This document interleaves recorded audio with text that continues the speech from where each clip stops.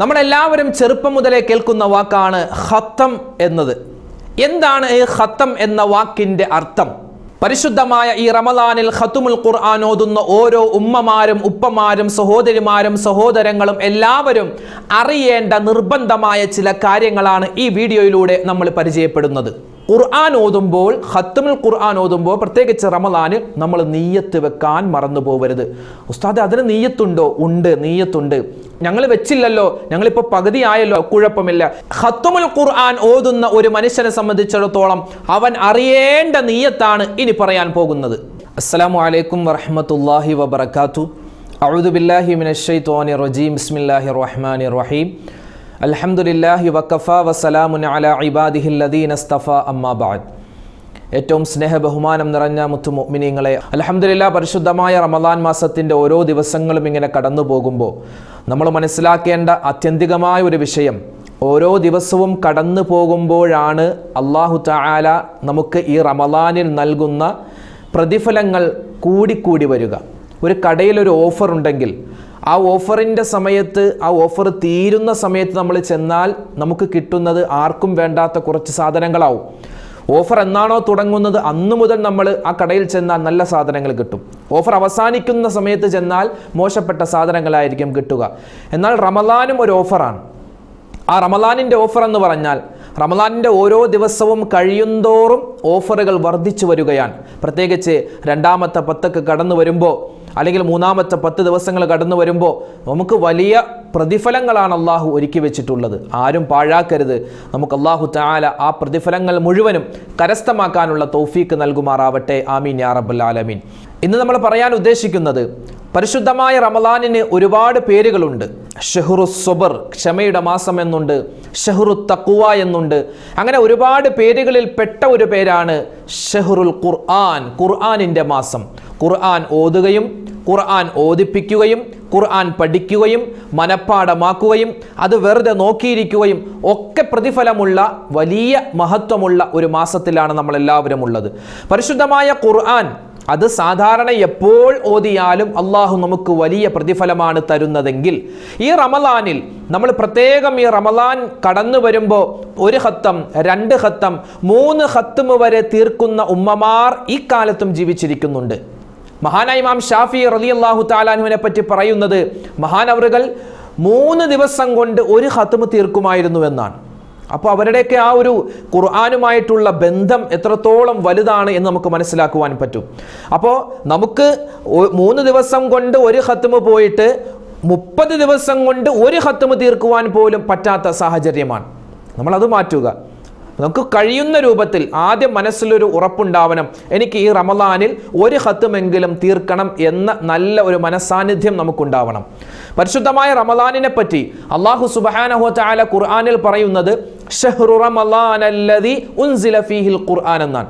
ഖുർആൻ ഇറക്കപ്പെട്ട മാസം എന്നാണ്. ഖുർആനിൻ്റെ വാർഷിക മാസം എന്നാണ് ഈ റമളാനിനെ പറ്റി അല്ലാഹു തആല പറയുന്നത്. പരിശുദ്ധമായ ഖുർആനിൽ അല്ലാഹു തആല മാസങ്ങളുടെ എണ്ണം 12 എന്ന് പറയുന്നുണ്ട്. അതിൽ ഈ റമളാൻ മാസത്തിൻ്റെ പേര് മാത്രമാണ് അല്ലാഹു തആല എടുത്തു പറഞ്ഞിട്ടുള്ളത്. അപ്പോൾ റമളാനും ഖുർആനും റമളാനും തമ്മിലുള്ള ബന്ധം അത് ശരീരവും ആത്മാവും പോലെയാണ്. റമളാൻ കടന്നു വന്നിട്ട് ഒരു വിശ്വാസിയെ സംബന്ധിച്ചിടത്തോളം അവനിക്ക് ഖുർആൻ ഓതുകയും അത് ഓതുന്നത് കേൾക്കുകയും ഒഴിവാക്കാനേ പറ്റുകയില്ല. അപ്പോൾ ഇന്ന് പറയാൻ ഉദ്ദേശിക്കുന്നത്, എൻ്റെ ഉമ്മമാർ, എൻ്റെ സഹോദരിമാർ, എൻ്റെ ഉപ്പമാരൊക്കെ നമ്മളൊക്കെ ഖത്തുമുൽ ഖുർആൻ ഓതി തുടങ്ങി, അല്ലെങ്കിൽ കുറച്ചായവർ എങ്ങനെ ആയിക്കൊള്ളട്ടെ. അപ്പോൾ ഖത്തുമ് തീർക്കുന്ന ഉമ്മമാർ, ഖത്തുമ് തീർക്കുന്ന സഹോദരിമാർ, ഉപ്പമാരൊക്കെ അറിയേണ്ട പ്രധാനപ്പെട്ട 1-2 കാര്യങ്ങളാണ് ഈ വീഡിയോയിലൂടെ നമ്മൾ ഉണർത്തുന്നത്. പിന്നെ ചില ഉമ്മമാർക്ക് സംശയമുണ്ടാകും, എന്താണ് ഉസ്താദേ ഈ ഖത്തം എന്ന് പറഞ്ഞാൽ എന്താണ്, അല്ലെങ്കിൽ ഖത്തം വഴങ്ങൽ എന്ന് പറഞ്ഞാൽ, ഈ ഖത്തം എന്ന വാക്കിൻ്റെ അർത്ഥം വേറെ ഒന്നുമില്ല. ഖത്തുമുൽ ഖുർആൻ എന്ന് പറഞ്ഞാൽ ഖുർആൻ മുഴുവനും ഓതി തീർക്കുക, പാരായണം ചെയ്യുക എന്നേ അർത്ഥമുള്ളൂ. അല്ലാതെ നമ്മൾ ഓർക്കുന്നത് എന്തോ നമുക്കറിയാത്ത സംഗതി ഒന്നുമല്ല. ഖത്തുമുൽ ഖുർആൻ എന്ന് പറഞ്ഞാൽ ചില അറബി കോളേജുകളിലൊക്കെ ഖത്തുമുൽ ബുഖാരി ഉണ്ട്. അതായത് ബുഖാരി എന്ന കിതാബ് മുഴുവനും ഓതി തീർക്കുന്ന പരിപാടി. അതുപോലെ തന്നെ മുഴുവനും ഓതി തീർക്കുക, ഒരാവർത്തി മുഴുവനും ഒന്ന് ഓതി തീർക്കുക, അതിനാണ് ഖത്തം എന്ന് പറയുക. നബി സല്ലല്ലാഹു അലൈഹി വസല്ലമ തങ്ങളുടെ വലിയൊരു ഹദീസ് ഉണ്ട്, ഇന്നമൽ അഅ്മാലു ബിന്നിയാത്ത്. സിഹാഹുസ് സിത്ത, 6 ഹദീസിൻ്റെ മഹത്തായ ഗ്രന്ഥങ്ങൾ. ആ ഗ്രന്ഥങ്ങൾ പല ഗ്രന്ഥങ്ങളും തുടങ്ങുന്നത് തന്നെ, മഹാനായ ഇമാം ബുഖാരി തങ്ങൾ അവിടുത്തെ കിതാബ് തുടങ്ങുന്നത് തന്നെ ഈ ഹദീസ് വെച്ചുകൊണ്ടാണ്. ഇന്നമൽ അഅ്മാലു ബിന്നിയാത്ത്, നിശ്ചയമായും അമലുകൾ അല്ലാഹു സ്വീകരിക്കുന്നത്, അമലുകൾ എന്ന് പറഞ്ഞാൽ നിസ്കാരം, നോമ്പ്, സക്കാത്ത്, ഹജ്ജ്, അതുപോലെ എന്തൊക്കെ നമ്മൾ നല്ല അമലുകൾ ചെയ്യുന്നുണ്ടോ, നിക്കാഹിന് പോലും നിയ്യത്തുണ്ടെന്നാണ്. അപ്പോൾ പറഞ്ഞു വന്നത് എല്ലാ കാര്യങ്ങൾക്കും നിയ്യത്തുണ്ട്. അതുപോലെ തന്നെ ഖത്മുൽ ഖുർആൻ തീർക്കുന്ന ഉമ്മമാരും ഉപ്പമാരും പ്രത്യേകം ശ്രദ്ധിക്കേണ്ടത്, ഖുർആൻ ഓതുമ്പോൾ, ഖത്മുൽ ഖുർആൻ ഓതുമ്പോൾ പ്രത്യേകിച്ച് റമളാനിൽ നമ്മൾ നിയ്യത്ത് വെക്കാൻ മറന്നു പോകരുത്. ഉസ്താദ് അതിന് നിയ്യത്തുണ്ടോ? ഉണ്ട്, നിയ്യത്തുണ്ട്. ഞങ്ങൾ വെച്ചില്ലല്ലോ, ഞങ്ങളിപ്പോൾ പകുതി ആയല്ലോ, അല്ലെങ്കിൽ ഒരു ഖത്തം തീർന്നല്ലോ, കുഴപ്പമില്ല, ഇനി വെച്ചാലും മതി, ഇനി നിങ്ങളുടെ മനസ്സിൽ കരുതിയാലും മതി. എന്താണ്? പരിശുദ്ധമായ ഈ റമളാനിൽ അള്ളാഹുവിനെ മുൻനിർത്തിക്കൊണ്ട് അള്ളാഹുവിന് വേണ്ടി ഞാൻ ഖത്മുൽ ഖുർആൻ, ഈ ഖുർആൻ മുഴുവനും ഓതി തീർക്കുന്നു എന്ന ആ ഒരു നിയ്യത്ത്, ആ ഒരു മനസ്സിലുള്ള ഒരു ചിന്ത നമ്മൾ നല്ല രൂപത്തിൽ കൊണ്ടുവരിക. അതാണ് നിയ്യത്ത്. എന്ത്? അള്ളാഹുവിന് വേണ്ടി, അള്ളാഹുവിൻ്റെ വജ്ഹിന് വേണ്ടി, അല്ലാതെ ആളുകളെ കാണിക്കാനോ അല്ലെങ്കിൽ ആരുടെയെങ്കിലും അടുക്കൽ പോയിട്ട് ഞാൻ 2 ഖത്തം ഓതി, ഞാൻ 3 ഖത്തം ഓതി എന്ന് മേന്മ പറയാനോ ഒന്നുമല്ല. എനിക്ക് അള്ളാഹുവിൻ്റെ ഭാഗത്തു നിന്നുള്ള പ്രതിഫലം കിട്ടണം, അതിനുവേണ്ടി ഞാൻ ഖത്തും ഓതുന്നു. ഇതാണ് നിയ്യത്ത്. 2 കാര്യം പ്രധാനമായിട്ട് ചെയ്യേണ്ടത്. ഒന്ന് ഈ നിയ്യത്ത്. രണ്ടാമത്തേത്, നമ്മളിപ്പോൾ ഇന്നത്തെ ദിവസം സൂറത്തുൽ മുൽക്ക് ഓതി എന്ന് വിചാരിക്കുക, അല്ലെങ്കിൽ സൂറത്തുൽ ബഖറയുടെ കുറച്ച് ഓതി, ഏത് സൂറത്താവട്ടെ, ഏതെങ്കിലും ഒരു സൂറത്ത് ഓതി അതിൻ്റെ 150-ാമത്തെ അല്ലെങ്കിൽ 30-ാമത്തെ അല്ലെങ്കിൽ 20-ാമത്തെ ആയത്തെത്തിയപ്പോൾ നമ്മൾ നിർത്തി. ഇനി ഇൻഷാ അല്ലാഹ് നാളെ ഓതാം എന്ന് നമ്മൾ കരുതി. അങ്ങനെ ഓതി നമ്മൾ നിർത്തിയ ആ 20-ാമത്തെ ആയത്ത് പിറ്റേന്ന് നമ്മൾ എടുത്ത് നോക്കുമ്പോൾ, അല്ലോ ഏത് ആയത്താ ഓതിയതെന്ന് ഓർമ്മയില്ല, 20 ആണോ അത് 23 ആണോ, ഇന്ന് 25 വരെ ഓതിയോ എന്ന് സംശയമുണ്ടായാലും ഇല്ലെങ്കിലും നമ്മൾ എന്ത് ചെയ്യുക? ഒരു മുൻകൂർ ജാമ്യമായിട്ട് ഓതി നിർത്തിയത് എവിടെയാണെന്ന് നമ്മൾ ഏകദേശം മനസ്സിൽ കണ്ടിട്ട് കുറച്ച് പിന്നിൽ നിന്നും ഓതുക, സൂക്ഷ്മതയ്ക്ക് വേണ്ടി. ചില ഉപ്പമാരൊക്കെ ഉണ്ട്, കറക്റ്റ് അടയാളം വെക്കും, അവർക്കറിയാം 20-ാമത്തെ ആയത്താണ് ഞാൻ ഓതി നിർത്തിയതെന്ന്. പക്ഷേ ചില ആളുകൾക്ക് എത്ര നമ്മൾ സൂക്ഷ്മതയോടുകൂടി വെച്ചാലും അവിടെ ഓതിയായിരുന്നു, ഇവിടെ ഓതിയില്ലേ, ഒരു സംശയം വരാൻ ചാൻസ് ഉണ്ട്. അതുകൊണ്ട് എന്ത് ചെയ്യുക? പറഞ്ഞു വന്നത്, എന്ത് ചെയ്യണം? നമ്മൾ ഓതിയത് എവിടെയാണോ ഒരായത്തെങ്കിലും പിന്നിൽ നിന്ന് നമ്മൾ ഓതണം. അത് സൂക്ഷ്മതയാണ്. കാരണം ഖത്മുൽ ഖുർആൻ എന്ന് പറഞ്ഞാൽ ഒരക്ഷരം വിട്ടുപോവാതെ, ഒരായത്ത് വിട്ടുപോവാതെ പൂർണ്ണമായും ഓതിയാലാണ് അതിൻ്റെ പൂർണ്ണമായ പ്രതിഫലം അള്ളാഹു നമുക്ക് നൽകുകയുള്ളൂ. അതുകൊണ്ട് എൻ്റെ ഖത്തം ഓതുന്ന ഉപ്പമാരും ഉമ്മമാരും ഒക്കെ അറിയാൻ വേണ്ടി പറയട്ടെ, ഒന്നാമത്തേത് നിയ്യത്ത്. രണ്ടാമത്തേത്, നമ്മൾ എവിടെയാണോ ഓതി നിർത്തിയത് അവിടെ മുതൽ തന്നെ തുടങ്ങുക. സൂക്ഷ്മതയ്ക്ക് വേണ്ടി ഒരായത്ത് പിന്നിൽ നിന്ന് ഓതിയാലും കുഴപ്പമില്ല, അത് പ്രത്യേകം ശ്രദ്ധിക്കുക. ഇനി സുന്നത്തായിട്ടുള്ള ഖത്മുൽ ഖുർആൻ ഓതുന്ന ആളുകൾക്ക് സുന്നത്തായിട്ടുള്ള കാര്യങ്ങളാണ് ഇനി പറയാൻ പോകുന്നത്. ഏതൊക്കെയാ? മഹാനായ ഇമാം നബവി തങ്ങൾ പറയുന്നുണ്ട്, ഖത്മുൽ ഖുർആൻ ഓതുന്ന ഒരു മനുഷ്യൻ അവനിക്ക് സുന്നത്തായിട്ടുള്ള 2-3 കാര്യങ്ങളുണ്ട്. എന്നിട്ട് മഹാനവറുകൾ തുടർന്ന് പറയുകയാണ്, ഖത്മുൽ ഖുർആൻ ഓതുന്ന, ഖുർആൻ മുഴുവനും പാരായണം ചെയ്യുന്ന, പ്രത്യേകിച്ച് റമളാനിൽ ഓതി തീർക്കാൻ ഉദ്ദേശിച്ച ആളുകളെ, നിങ്ങൾക്ക് സുന്നത്തായിട്ടുള്ള ഒരു കാര്യമാണ് ആ ഖത്മുൽ ഖുർആൻ ഓതി തീരുന്ന സന്ദർഭം പ്രത്യേകം ശ്രദ്ധിക്കുക. എന്താ പറഞ്ഞതിൻ്റെ ഉദ്ദേശം? അതായത് ഞാൻ ഖത്ം ഓതി അവസാനം ഖുൽ അഊദു ബിറബ്ബിൽ ഫലഖ് മിൻ ശർരി മാ ഖലഖ് വമിൻ ശർരി ഗാസിഖിൻ ഇദാ വഖബ് വമിൻ ശർരി നഫാസാതി ഫിൽ ഉഖദ് വമിൻ ശർരി ഹാസിദിൻ ഇദാ ഹസദ്. ഞാൻ ഫാത്തിഹ മുതൽ ബക്കറ സൂറത്ത് കഴിഞ്ഞു, ആലി ഇമ്രാൻ കഴിഞ്ഞു, അങ്ങനെ ഓതി അവസാനം ഖുൽ ഹുവല്ലാഹു അഹദ് ഓതി, ഖുൽ അഊദു ബിറബ്ബിൽ ഫലഖ് ഓതി, ഇനി ഖുൽ അഊദു ബിറബ്ബിൻ നാസ് എന്ന സൂറത്ത് കൂടി ഓതിയാൽ എൻ്റെ ഒരു ഖത്മ് തീർന്നു. ഞാൻ എന്ത് ചെയ്യണം? ആ ഒരു സൂറത്ത് അല്ലെങ്കിൽ ആ അവസാനത്തെ 3 സൂറത്ത്, ഖുൽ ഹുവല്ലാഹു അഹദ്, ഖുൽ അഊദു ബിറബ്ബിൽ ഫലഖ്, ഖുൽ അഊദു ബിറബ്ബിൻ നാസ്, ഈ 3 സൂറത്തും എപ്പോൾ ഓതണം? ഒന്നുകിൽ രാത്രിയുടെ ആദ്യത്തിൽ ഓതുക, അല്ലെങ്കിൽ പകലിൻ്റെ ആദ്യത്തിൽ ഓതുക. രാത്രിയുടെ ആദ്യത്തിൽ അഥവാ മഗ്രിബിൻ്റെ സമയം, മഗ്രിബ് നമസ്കാരത്തിന് ശേഷം ഓതുക, അല്ലെങ്കിൽ പകലിൻ്റെ ആദ്യത്തിൽ അഥവാ സുബ്ഹി നമസ്കാരത്തിന് ശേഷം ഓതുക. അത് സുന്നത്താണ്. എന്നിട്ട് മഹാനവറുകൾ ഒരു ഹദീസ് ഇവിടെ കൊണ്ടുവരുന്നുണ്ട്. ഏതെങ്കിലും ഒരു മനുഷ്യൻ പകലിൻ്റെ ആദ്യത്തിലോ അല്ലെങ്കിൽ രാത്രിയുടെ ആദ്യത്തിലോ ഖത്മുൽ ഖുർആൻ ഓതി തീർക്കുകയാണെങ്കിൽ അവനിക്ക് കിട്ടുന്ന പ്രതിഫലം എന്താണ്? ആദരവായ റസൂലുള്ളാഹി സ്വല്ലല്ലാഹു അലൈഹി വസല്ലമ തങ്ങളുടെ ഒരു ഹദീസ് ഉണ്ട്. മുത്തായ റസൂല് പറയുകയാണ്, സ്വല്ലത്ത് അലൈഹിൽ മലായികത്തു ഹത്താ യുംസിയ. അതായത് രാവിലെ സുബഹിക്ക് ശേഷമാണ് ആ ഖത്മുൽ ഖുർആൻ ഓതി തീർക്കുന്നതെങ്കിൽ വൈകുന്നേരം വരെ വൈകിട്ട് വരെ അള്ളാഹുവിൻ്റെ മലക്കുകൾ അവനിക്ക് വേണ്ടി ദുആ ചെയ്തുകൊണ്ടിരിക്കും. സ്വലാത്ത് ചൊല്ലുമെന്നാണ്. സ്വലാത്ത് ചൊല്ലുമെന്ന് പറഞ്ഞാൽ അള്ളാഹുവിൻ്റെ മലക്കുകൾ അവനിക്ക് വേണ്ടി ഒരുപാട് തസ്ബീഹുകളും അവൻ്റെ ഖൈറിന് വേണ്ടി, അവൻ്റെ ദുനിയാവിലെയും ആഖിറത്തിലെയും ഖൈറുകൾക്ക് വേണ്ടി മലക്കുകൾ ദുആ ചെയ്യുമെന്നാണ്.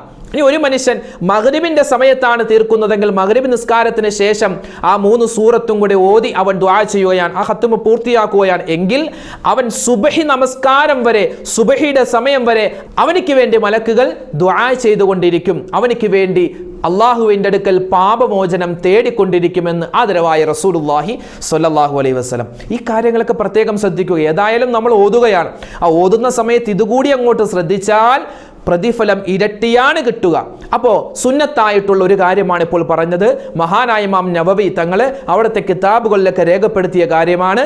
ഒന്നുകിൽ ഖത്മുൽ ഖുർആൻ ഓതി തീർക്കുന്ന ആളുകളെ നിങ്ങൾ ഓതി തീർക്കേണ്ട സമയം, തുടങ്ങുന്നത് എപ്പോഴും തുടങ്ങാം, പക്ഷെ ആ തീർക്കേണ്ട സമയം ഒന്നുകിൽ മഗ്രിബ് നമസ്കാരത്തിന് ശേഷം അല്ലെങ്കിൽ സുബ്ഹി നമസ്കാരത്തിന് ശേഷം.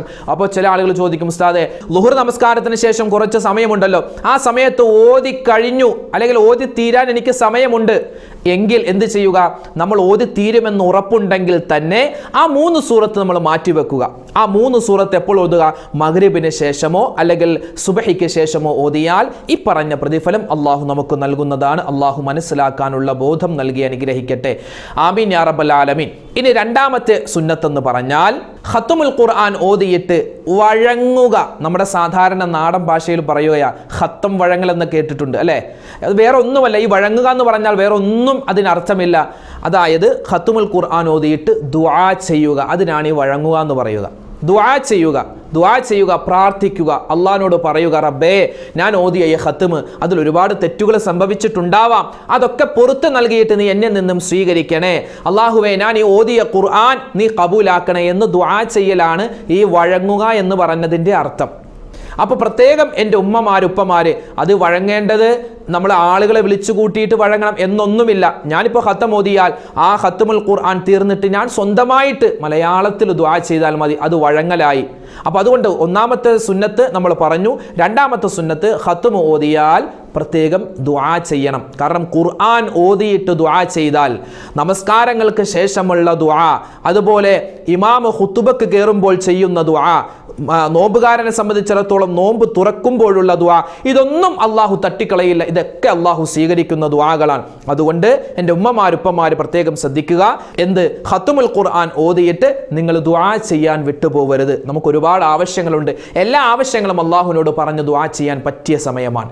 മഹാനായ അനസ് റളിയല്ലാഹു അൻഹുവിനെ പറ്റി പറയുന്ന ചരിത്രങ്ങളിൽ കാണാം, മഹാനവർകളിൽ ഖത്മുൽ ഖുർആൻ ഓതിയിട്ട് അദ്ദേഹത്തിൻ്റെ ഫാമിലിയിൽപ്പെട്ട എല്ലാവരെയും, കുടുംബത്തിൽപ്പെട്ട എല്ലാവരെയും വീട്ടിലേക്ക് വിളിച്ചു വരുത്തിയിട്ട് പ്രത്യേകം ദുആ ചെയ്യുമായിരുന്നു എന്ന് മഹാനായ അനസ് റളിയല്ലാഹു തആലാനെ പറ്റി പറയപ്പെടാറുണ്ട്.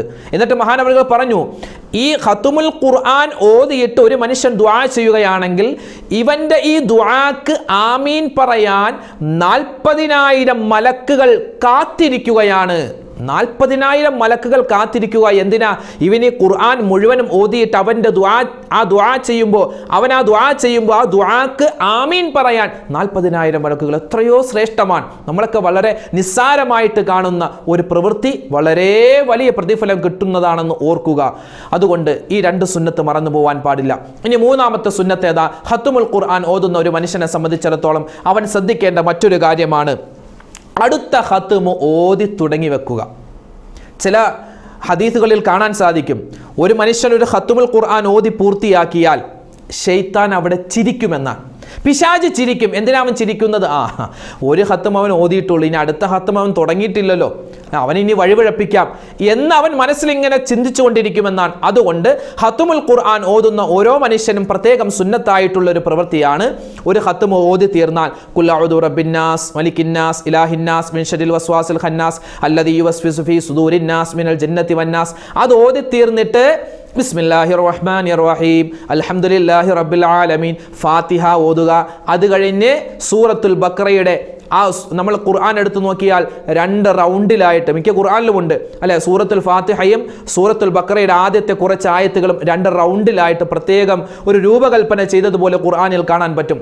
അതുകൊണ്ട് ആ സൂറത്തുൽ ഫാത്തിഹയും ആ റൗണ്ടിലുള്ള ആ കുറച്ച് ആയത്തുകൾ, സൂറത്തുൽ ബഖറയുടെ 5, 6, 7 ആയത്തുണ്ട്, ആ ആയത്തുകൾ ഓതി വെക്കുക. അതായത് അള്ളാഹുവേ, അള്ളാഹിനോടുള്ള ഒരു വാക്കാണ്, അള്ളാഹിനോട് ചെയ്യുന്നൊരു പ്രവൃത്തിയാണ്. എന്ത്? റബ്ബേ, ഞാൻ ഒരു ഖത്മിൽ നിർത്തുന്നില്ല കേട്ടോ, ഞാൻ അടുത്ത ഖത്മ് കൂടി ഓതുന്നുണ്ട്, ഞാനിതാ തുടങ്ങി വെക്കുന്നു. അങ്ങനെ തുടങ്ങി വെക്കുന്ന ആളുകളെ പറ്റി പറയുന്നത് അവൻ്റെ ആ പ്രവൃത്തി കണ്ടിട്ട് ശൈത്താൻ കരയുമെന്നാണ്. ഒരു ഖത്മ് ഓതിയിട്ട് അടുത്ത ഖത്മ് തുടങ്ങി വെക്കാത്ത മനുഷ്യരെ പറ്റി ശൈത്താൻ ചിരിക്കുമെന്നും മഹാന്മാർ രേഖപ്പെടുത്തി വെക്കുകയാണ്. അപ്പോൾ മൂന്നാമത്തെ സുന്നത്ത് ഏതാണ്? അടുത്ത ഖത്മ് തുടങ്ങി വെക്കുക. ഒരു ഖത്മുൽ ഖുർആൻ ഓതി തീർന്നാൽ അടുത്ത ഖത്മ് ഓതി തുടങ്ങി വെക്കുക. ഇനി നാലാമത്തെ സുന്നത്ത് എന്ന് പറഞ്ഞാൽ അന്ന് കുറച്ച് ഒജീനമുണ്ടാക്കി, ഭക്ഷണമുണ്ടാക്കിയിട്ട് മറ്റുള്ളവർക്ക് കൊടുക്കുക. അത് നമുക്ക് ഇന്നത്തെ കാലത്ത് നോമ്പുതുറയാക്കാം. നോമ്പുമായി ബന്ധപ്പെട്ട് നമ്മൾ ഖത്മുൽ ഖുർആൻ ഓതുകയല്ലേ. മറ്റുള്ള മാസങ്ങളിലാണെങ്കിൽ നമുക്ക് പകലിൽ ആളുകളെ വിളിച്ച് കുറച്ച് ഭക്ഷണം കൊടുക്കാം, അല്ലെങ്കിൽ കുറച്ച് ഫ്രൂട്ട്സോ അല്ലെങ്കിൽ എന്തെങ്കിലും മധുര പലഹാരങ്ങളോ ഉണ്ടാക്കിയിട്ട് മറ്റുള്ളവർക്ക് കൊടുക്കാം. പക്ഷെ നോമ്പായ സമയത്ത് നമുക്ക് എന്ത് ചെയ്യാൻ പറ്റുകയുള്ളൂ? നോമ്പുതുറയുമായി ബന്ധപ്പെട്ട് കുറച്ച് സാധനങ്ങൾ മറ്റുള്ള വീടുകളിലേക്ക് കൊടുക്കുക, അല്ലെങ്കിൽ ബന്ധുക്കളെ വിളിച്ചിട്ട് അവർക്ക് കൊടുക്കുക. ഇന്ന് ഖത്ം തീർന്നിരുന്നു, ഒരു ഖത്മ് തീർന്നിരുന്നു, അതിൻ്റെ ഉജീനമാണെന്ന് പറഞ്ഞു കൊടുത്താൽ വളരെ വലിയ പ്രതിഫലമാണ്, ഒരു സംശയമില്ല, വളരെ വലിയ പ്രതിഫലമാണ്. അപ്പോൾ ആ ഒരു സുന്നത്ത്. ഇനി അടുത്ത സുന്നത്ത് മഹാന്മാർ പറയുന്നത്, ഈ ഖത്മുൽ ഖുർആൻ ഓതി തീരുന്ന ആ ദിവസം, അതായത് എനിക്ക് ഉറപ്പുണ്ട് ഞാൻ 29ാമത്തെ ജുസ് ഇന്ന് ഓതി തീർന്നു, നാളെ ഒരു ദിവസം കൊണ്ട് എനിക്ക് ഒരു ജുസ് ഓതി തീർത്ത് 30 പൂർത്തിയാക്കി ഖത്മ് എനിക്ക് തീർക്കാൻ സാധിക്കുമെന്ന് ഉറപ്പുണ്ട് എങ്കിൽ നാളെ ഞാൻ പ്രത്യേകം ആ ഖത്മുൽ ഖുർആൻ ഓതി തീരുന്നതിൻ്റെ പേരിൽ സുന്നത്ത് നോമ്പ് പിടിക്കൽ വളരെ ശ്രേഷ്ഠമാണ്. പിടിച്ചില്ല എങ്കിലും കുഴപ്പമില്ല, പക്ഷേ ഖത്മുൽ ഖുർആൻ ഓതി തീരുന്ന ആ ദിവസം, ആ ഓതുന്ന ആള് നോമ്പുകാരനായിരിക്കൽ അള്ളാഹുവിന് ഏറ്റവും കൂടുതൽ ഇഷ്ടമാണെന്ന് ഹദീസിന്റെ കിതാബുകൾ പഠിച്ച ഉലമാക്കൾ നമുക്ക് പറഞ്ഞു തരുകയാണ്. അപ്പോൾ ഈ സുന്നത്തുകൾ നമ്മൾ ഒരിക്കലും വിട്ടുപോകാൻ പാടില്ല. അവസാനമായി ഉലമാക്കൾ പറയുന്ന മറ്റൊരു സുന്നത്ത് കൂടിയുണ്ട്. ഖുർആൻ, ഖത്മുൽ ഖുർആൻ ഓതുന്ന സമയത്ത് നോക്കി ഓതുക. അത് മൊബൈലിൽ നോക്കി ഓതുന്നതിനേക്കാൾ കൂടുതൽ ശ്രേഷ്ഠത, മനപ്പാഠം ഓതുന്നതിനേക്കാൾ കൂടുതൽ ശ്രേഷ്ഠത പരിശുദ്ധമായ ഖുർആൻ എടുത്തിട്ട് ആ ഖുർആൻ ഇങ്ങനെ ഓരോ വാക്കും, ഓരോ അക്ഷരവും, ഓരോ പേജും, ഓരോ ജുസും നോക്കി ഓതലാണ് ഏറ്റവും ശ്രേഷ്ഠത. കാരണം നോക്കി ഓതുന്നതിന്, ഓരോ അക്ഷരത്തിലും അവൻ്റെ കണ്ണ് പതിക്കുന്നതിന് അള്ളാഹു വളരെ വലിയ പ്രതിഫലമാണ് കൊടുക്കുക. അതുകൊണ്ട് എൻ്റെ ഉമ്മമാരെ, എൻ്റെ ഉപ്പമാരെ സ്നേഹത്തോടെ, സ്നേഹബുദ്ധിയ ഉണർത്തുകയാണ്. ഖത്മുൽ ഖുർആൻ തീർക്കുന്ന നമ്മളെ സംബന്ധിച്ചിടത്തോളം ഇതൊക്കെ നമ്മൾ ചെയ്താൽ അല്ലാഹു തആല ഇരട്ടി പ്രതിഫലങ്ങളാണ് ഈ പരിശുദ്ധമായ റമദാനിൽ നമുക്ക് ഒരുക്കി വെച്ചിട്ടുള്ളത്. അതുപോലെ എൻ്റെ ഉമ്മമാരെ, ഉപ്പമാരെ പ്രത്യേകം ശ്രദ്ധിക്കേണ്ടത്, ഇന്ന് സോഷ്യൽ മീഡിയ ഒരുപാട് വൈറലായി കൊണ്ടിരിക്കുന്ന കാലമാണ്. എൻ്റെ ഉമ്മമാരെ പ്രത്യേകം ശ്രദ്ധിക്കുക. ചില ആളുകൾ ചിന്തിക്കുന്നത്, ഉസ്താദെ, രാവിലെ മുതൽ ഓരോ ഉസ്താദുമാരുടെ ലൈവ് പ്രഭാഷണങ്ങളും അതുപോലെ ലൈവ് ക്ലാസ്സുകളും ഓരോ ദിക്ർ ദുആ മജ്ലിസുകളും അതൊക്കെ ഞങ്ങൾ കേൾക്കുന്നവരാണ്, ഞങ്ങൾക്ക് സ്വർഗ്ഗം ഉറപ്പാണ്. ഒരിക്കലും ഉറപ്പല്ല. കാരണം ഞാനൊന്ന് പറയട്ടെ, ഈ പരിശുദ്ധമായ ഖുർആൻ ഇറങ്ങിയ ഈ മാസത്തിൽ ഏതെങ്കിലും ഒരു ഉമ്മയോ ഉപ്പയോ പരിശുദ്ധമായ ഖുർആൻ എടുത്ത് ഓതുന്നില്ല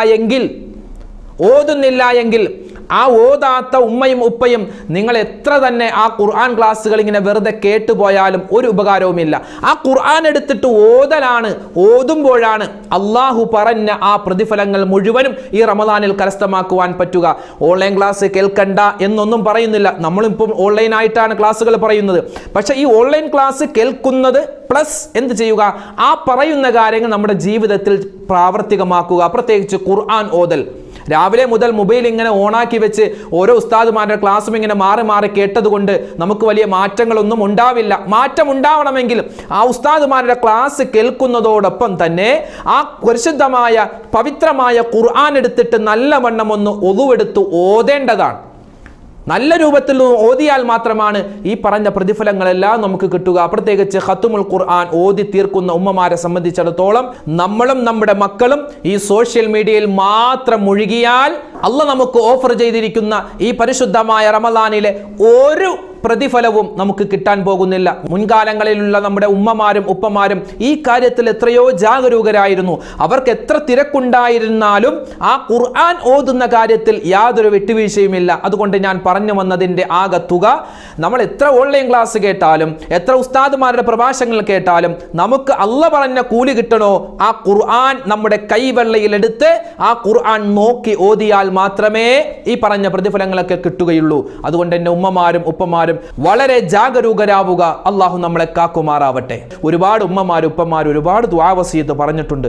അള്ളാഹു അവരുടെയും നമ്മുടെയൊക്കെ മനസ്സിലുള്ള ഹലാലായ മുറാദുകൾ ഈ പരിശുദ്ധമായ റമളാനിൻ്റെ പുണ്യമായ രാവുകളുടെ ബറക്കത്ത് കൊണ്ട് അള്ളാഹു വീട്ടി നൽകി അനുഗ്രഹിക്കുമാറാവട്ടെ. രോഗങ്ങളിൽപ്പെട്ട മുഴുവൻ ആളുകൾക്കും അള്ളാഹു ഷിഫാ പ്രദാനം ചെയ്യുമാറാവട്ടെ. അള്ളാഹു തആല മരണപ്പെട്ടു പോയവർക്ക് സ്വർഗം നൽകി അനുഗ്രഹിക്കുമാറാവട്ടെ. ആമീൻ യാ റബ്ബൽ ആലമീൻ. അൽഹംദുലില്ലാഹ്. ന്യൂസിലാൻഡ് ഇസ്ലാമിക് ചാനൽ എന്ന ഈ പുണ്യമായ സംഘം നിങ്ങളുടെ ഇടയിലേക്ക് കടന്നു വന്ന് നിങ്ങൾക്ക് ഉപകാരപ്പെടുന്ന ഒരുപാട് ഇൽമുകൾ അറിയിച്ചു തരുമ്പോൾ അത് മറ്റുള്ളവർക്ക് എത്തിച്ചു കൊടുക്കേണ്ട ബാധ്യത നമുക്ക് ഏവർക്കുമുണ്ട്. കാരണം ഈ പറയുന്ന ഇൽമുകൾ നമ്മൾ കേട്ടു, നമ്മൾ അമൽ ചെയ്യുക, അത് മാത്രം പോരാ, മറ്റുള്ളവർക്ക് എത്തിച്ചു കൊടുത്താൽ അവർ ചെയ്യുന്ന ആ പുണ്യകർമ്മത്തിൻ്റെ പ്രതിഫലം അള്ളാഹു നമുക്കും കൂടി നൽകും. അള്ളാഹു നൽകുമാറാവട്ടെ. അള്ളാഹു സുബ്ഹാനഹു വ തആല നമ്മളിൽ നിന്നും സ്വീകരിക്കുമാറാവട്ടെ. ആമീൻ. നമ്മുടെ ഈ വീഡിയോയുടെ എൻഡ് സ്ക്രീനായി പരിചയപ്പെടുത്തുന്ന അടുത്ത വീഡിയോ, വുളുവെടുക്കുന്ന സമയത്ത് നമ്മളിൽ പല ആളുകൾക്കും പറ്റുന്ന 5 അബദ്ധങ്ങളുണ്ട്, 5 തെറ്റുകളുണ്ട്. പലരും നാണം കാരണം ഇതൊന്നും തുറന്ന് ചോദിക്കുന്നില്ല. ഏതൊക്കെയാണ് വുളുവെടുക്കുന്ന സമയത്ത് വരുന്ന 5 അബദ്ധങ്ങൾ? ആ വിഷയം നമ്മൾ മുമ്പ് അപ്ലോഡ് ചെയ്തിരുന്നു. ആ വീഡിയോ കാണാൻ ഈ കാണുന്ന യൂട്യൂബ് ലിങ്കിൽ നിങ്ങൾ ക്ലിക്ക് ചെയ്യുക. വുളുവെടുക്കുന്ന സമയത്ത് നമുക്ക് പറ്റുന്ന 5 അബദ്ധങ്ങൾ, 5 തെറ്റുകൾ, അതേതൊക്കെയാണെന്ന് മനസ്സിലാക്കാം. അത് നമുക്ക് തിരുത്താം. അള്ളാഹു തൗഫീക്ക് നൽകട്ടെ.